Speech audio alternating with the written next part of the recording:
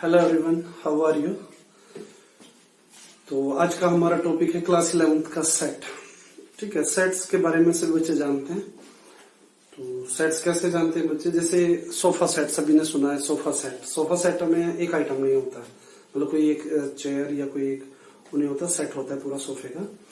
तो उसमें 3-4 आइटम होती हैं। ठीक है, तो सोफा सेट होता है। जैसे टी कप सेट सुना है आपने, टी कप सेट उसमें कोई एक एलिमेंट नहीं होता, मतलब एक कप नहीं होता, कप के साथ उसमें कई सारी चीजें आ जाएंगी। टी कप सेट मतलब एक से ज्यादा एलिमेंट होते हैं। ठीक है, ऐसे ही जैसे बेड शीट सेट, तो ये डेली लाइफ में आप कहीं ना कहीं सुनते हैं। तो वही टॉपिक है सेट्स, और उसी से रिलेटेड है। और इसको मैथमेटिकली हम कैसे सॉल्व करते हैं, मैथमेटिकली कैसे लिखते हैं, तो मैं बता देता हूँ। ए सेट्स क्या होता है। Sets a well defined collection of object. A well defined collection of object is known as set. Means important क्या है, well defined collection. Well defined collection, तो वेल डिफाइंड कलेक्शन में क्या क्या चीजें आ जाएंगी हमारे पास। जैसे दो ग्रुप में डिवाइड हो जाती है, जैसे वेल डिफाइंड सेट हो गया और नॉन जो वेल डिफाइंड नहीं है। फॉर एग्जांपल जैसे मैं बोलता हूँ कि सेट ऑफ नेचुरल नंबर, तो सेट ऑफ नेचुरल नंबर को हम ऐसे लिखते हैं। सेट ऑफ नेचुरल नंबर 1 से स्टार्ट होते हैं, तो हम इसको 1 2 3 4 5 अब 9 10th में भी ऐसे लिखते थे, और ये कर्ली ब्रैकेट में लिखते थे हम। तो ये इंपॉर्टेंट है कि सेट्स को हमेशा, सेट्स के जो एलिमेंट होते हैं उसको कर्ली ब्रैकेट में लिखते हैं, कर्ली ब्रैकेट में लिखना होता है।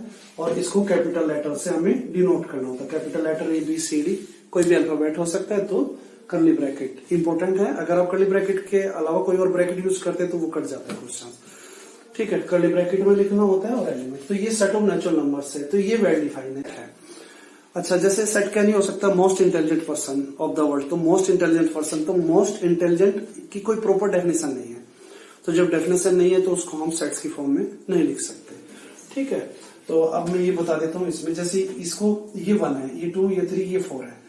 तो हमेशा मैंने बताया कर्ली ब्रैकेट में रखते, कैपिटल लेटर से डिनोट करते हैं। अच्छा, जैसे 1 है, तो 1 अगर इस सेट का एलिमेंट है तो हम क्या लिखते हैं, belongs to A. 1 belongs to A. अच्छा, अगर कोई एलिमेंट इसमें नहीं है, जैसे 0 है, तो 0 इसमें नहीं है, तो 0 के लिए क्या लिखते हैं हम, does not belong to A. Does not belong to A means इस साइन का मतलब होता है हमारा बिलोंग्स टू, और इस साइन का मतलब होता है हमारा डज नॉट बिलोंग टू।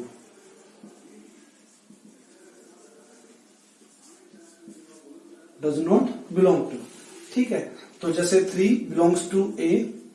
ठीक है, 5 बिलोंग्स टू ए। जो एलिमेंट होंगे वो बिलोंग्स करेंगे, और जिसमें नहीं है वो डज नॉट बिलोंग हो जाएंगे। ठीक है, इसके बाद अच्छा, इसको लिखने के हमारे 2 मेथड होते हैं। सेट्स को हम 2 मेथड से लिखते हैं, एक तो सेट बिल्डर फॉर्म होता है और एक हमारी टेबुलर फॉर्म या रोस्टर फॉर्म होता है। तो ये रोस्टर फॉर्म को कैसे लिखते हैं, रोस्टर फॉर्म में जैसे एक सेट है A इक्वल टू, इसके एलिमेंट है 1 2 3 4 5 6। ठीक है, ये रोस्टर फॉर्म है, ये इसको हम टेबुलर फॉर्म भी बोलते हैं। टेबुलर फॉर्म या रोस्टर फॉर्म। दूसरा होता है हमारा सेट बिल्डर फॉर्म। मतलब एक ही क्वेश्चन को दोनों तरह से लिख सकते हैं, सेट बिल्डर फॉर्म में भी और टेबुलर फॉर्म में भी। सेट बिल्डर फॉर्म में कैसे लिखना होता है हमें, A इक्वल टू, जैसे ये सेट है 1 2 3 4 5 6, इसी को सेट बिल्डर फॉर्म में मतलब स्टेटमेंट में लिखना है। तो स्टेटमेंट में लिखने का मेथड होता है हमारा, हम इसको x मान लेते हैं, हर एक एलिमेंट को x मान लेते हैं, और इसको डिफाइन कर देते हैं such that x belongs to natural number, क्योंकि ये 1 से लेकर के 6 तक नेचुरल नंबर है। अच्छा, हमने यहाँ पर x belongs to natural number लिख दिया कि ये नेचुरल नंबर है। नेचुरल नंबर तो 6 से ज्यादा भी होते हैं, तो इसलिए इसकी बाउंड्री बना देते हैं। हम यहाँ पर लिखते हैं x less than equal to 6 या 6 से लेस। एक एग्जाम्पल और ले ले, तो जैसे ये आ जाएगा हमारा b इक्वल टू AEIOU। ये हमारे रोस्टर फॉर्म होगी या टेबुलर फॉर्म होगी। इसको सेट बिल्डर फॉर्म में कैसे लिखेंगे, b equal to x such that x is a vowel. x is a vowel. अगर वो मैथमेटिकली ऐसे रिप्रेजेंट कर सकते हैं तो ऐसे लिखते हैं, अगर उसकी मैथमेटिकली कोई फॉर्म नहीं बन रही तो हम उसको स्टेटमेंट में लिख लेते हैं। इसको भी हम स्टेटमेंट में भी लिख सकते थे। इसको जैसे ये वाला है, पहले वाला हमारा A इक्वल टू, तो इसमें कर्ली ब्रैकेट नहीं लगाएंगे, सिंपल स्टेटमेंट में लिख लेते हैं a set of natural number natural number less than 7 या लेस देन और इक्वल टू 6 भी लिख सकते थे, ठीक है। तो इस तरह से ये हमारे दो चीज आ जाती है। तो हमारी पहले एक्सरसाइज में 1.1 में ये चीजें डिस्कस है। तो जैसे आइए मैं एक्सरसाइज के कुछ क्वेश्चन करा देता हूं आपको। जैसे फर्स्ट क्वेश्चन है इसका कि कौन सेट है और कौन नहीं सेट है, मतलब कुछ स्टेटमेंट गिवन है, उनमें ये पूछा कि ये सेट होगा या नहीं होगा। जैसे collection of all month of year beginning with the letter J, J से स्टार्ट होने वाले मंथ। तो जैसे जे से स्टार्ट होने वाले मंथ कौन से हमारे, जनवरी, जून और जुलाई। तो ये वेल डिफाइन है, इसलिए ये सेट है। सेकंड पार्ट पूछा जाता है इसमें collection of 10 most talented writer of India. 10 most talented writer, क्योंकि टैलेंटेड की कोई प्रॉपर डेफिनेशन नहीं है, तो इसलिए ये वेल डिफाइन नहीं है और ये सेट नहीं होगा।